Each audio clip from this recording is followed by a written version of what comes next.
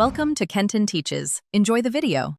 You need an internet connection, admin access, and the Microsoft account email or ability to reset its password. First, open Settings, Win+I, go to Accounts, and inspect your info to see whether Windows lists a Microsoft account or a local account. If it shows a local account but you want to fix a broken Microsoft sign-in, choose Sign In with a Microsoft account instead, enter your email and password, and complete the two-step verification if prompted. Once done, Windows will link your profile and start syncing. If sign-in still fails, reset the Microsoft account password at Account.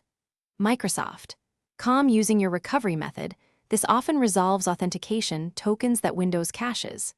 Next, open Settings right arrow Accounts, right arrow Email and Accounts, and remove then re-add the Microsoft account under Accounts used by other apps. Make sure date and time are accurate and run Network Troubleshooter. Incorrect clock or connectivity breaks token exchanges. For stubborn corruption, open an elevated command prompt and run sfc/scano, then dism restore health. Then restart and try signing in again. After sign in, enable sync in Settings right arrow Accounts right arrow sync your settings so passwords, themes, and credentials propagate. Check Credential Manager for saved credentials and set up Windows Hello under sign-in options for faster access.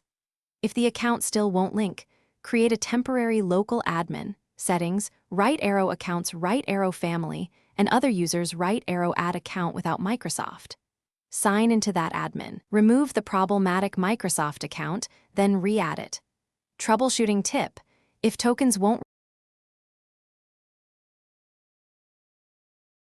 Thanks for watching. Please subscribe if this video was helpful.